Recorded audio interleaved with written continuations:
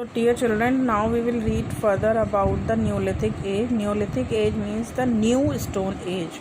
The Neolithic age stretched from 8000 BCE to about 3000 BCE. In some places, however, Neolithic culture continued until 1000 BCE. During this period, human life progressed and changed significantly as people settled down at one place. So, in this Neolithic age, main thing was beginning of farming. So because of farming they became fruit producers and started settled life. So beginning of farming, several varieties of grain bearing grasses including wheat, barley and rice grew naturally in different parts of the world. People who gathered wild grains for food observed that when seeds fell on the soil they grew into new plants and produced many more seeds. With this knowledge, they gradually realized that they could grow their own food. Thus, they began to cultivate cereals such as rice, wheat, barley, and also pulses, legumes, vegetables, and fruits. So, gradually they can observe that when the seed fell on the ground, it can grow into a plant. So, with this knowledge, they gradually realized they could grow their own food. So they started farming. This marked the beginning of what we call the Neolithic age. So people became food producers. Now because of farming, people earlier they were wandering from one place to another in search of food, but now they became food producers or farmers in the New Stone Age or Neolithic period. This phase of human life is also known as Neolithic Revolution because of the far-reaching changes and developments that took place. So this is also known as Neolithic Revolution because in this phase, in this part of the life, so many changes took place.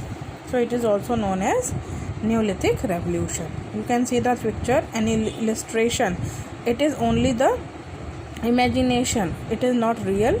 An illustration depicting the practice of farming by early humans. Then domestication of plants and animals. Domestication of plants and animals. So we have seen and also we have learned about domestication of animals, but what about plants?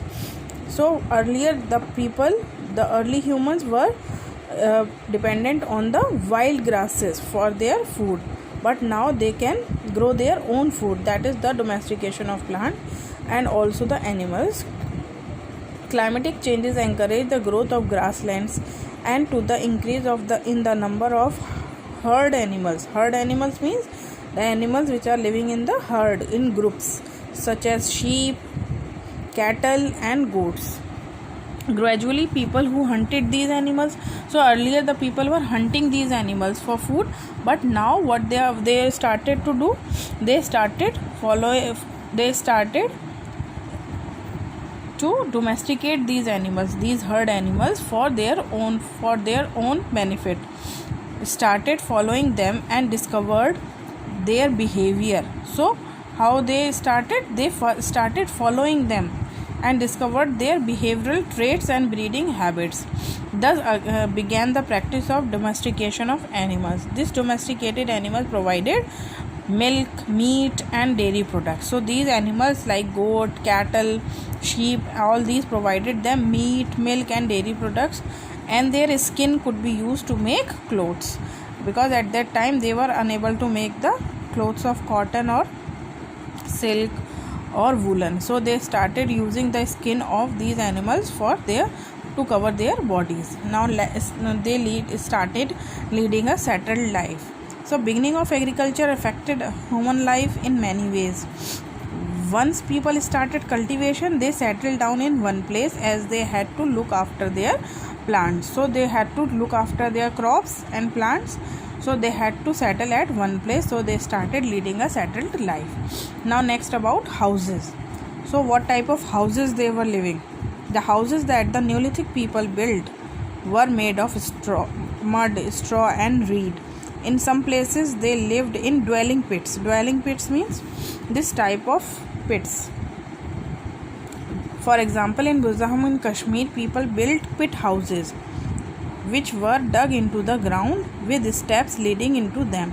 So because of the wild animals, they dug pits in the ground and they had to step down with the stairs, through the stairs. So these were the dwelling pits. These have been found in Burzaham, Kashmir. Many families began to live together for mutual cooperation and better protection. So here people understood this fact that if they will live together, then they will be protected from wild animals and others also, everything. Many families began to live together for mutual cooperation. They help each other. Mutual cooperation means helping each other for work. So they started living together for mutual cooperation and better protection.